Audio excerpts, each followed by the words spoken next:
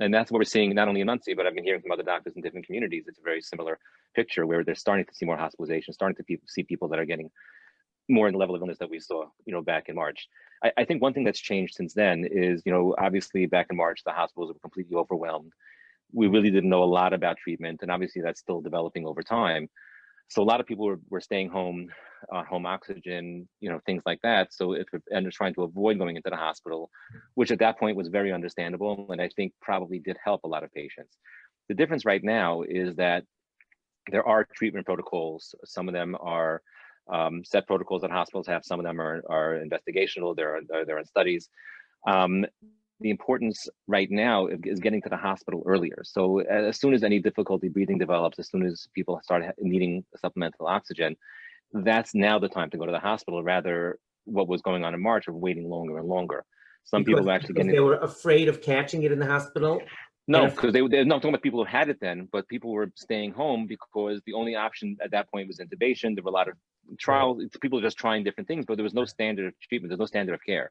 And they felt rather than being home where they have the support of their family, to have, physicians were going to people's houses. That's all was helping out a lot. And at that point, that was probably the right thing to do. That's changed because, first of all, there are many more treatment options that have been shown to be effective. But the problem is you have to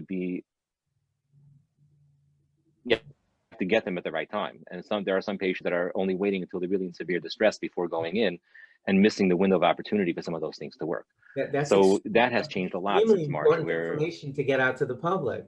yeah, That exactly. And that's one of the things that's worrying us, is that people are wanting to stay home and found what they were doing six right. months ago. A That's lot of things really, changed in 6 months. that is really, really important. I'm going to do my very, very best to get it out.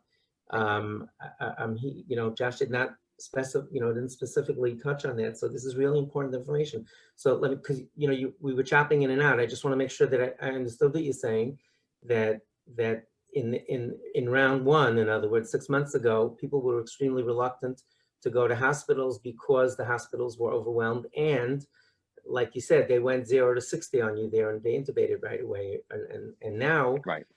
lehefach, people were staying home, saying, "I'm only going to go there if it's really, really bad."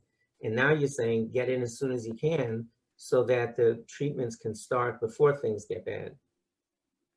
Is that correct? Did I Right. understand? So I mean, obviously people should be in touch with, correct. So people should obviously be in touch with their physicians, and every case is different depending on what people's medical issues are and things like that. But generally, if there is any respiratory distress, if you're having any difficulty breathing, that should be checked out right away. We should not wait longer like we were doing in the past, but that should be checked out right away.